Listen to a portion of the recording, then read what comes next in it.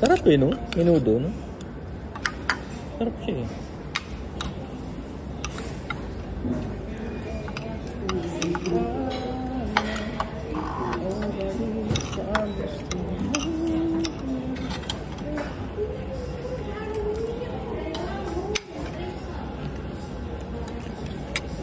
Bukas may BCP pa.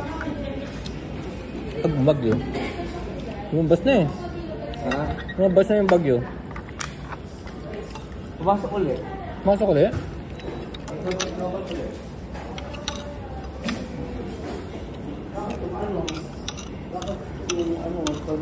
Labas natin logs pa ako.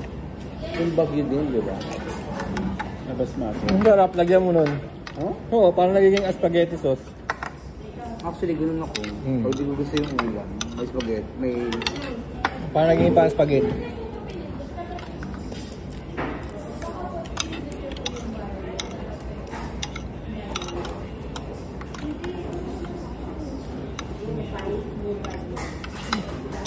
May effort ka. Makapagkain mo ba? Makapagkain mo ba? Saan?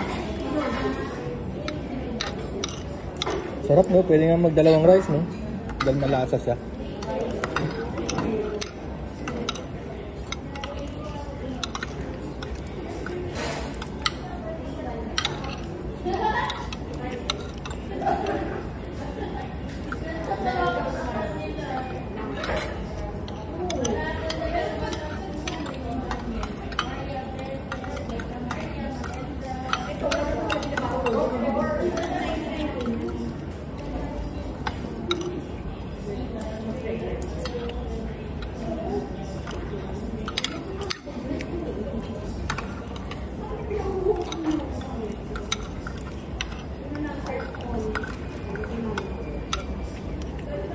Yung fairness, yung ano ko, yung empanado ko sumisikat na.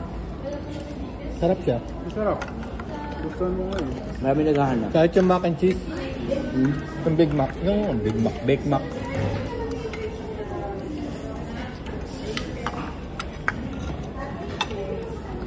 Nagtanong sila kanyang Jason sa kanyang. Kailan kami bebenta ulit?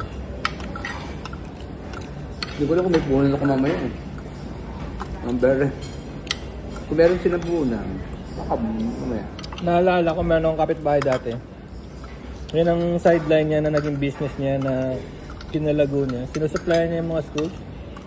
Daming order sa isang araw.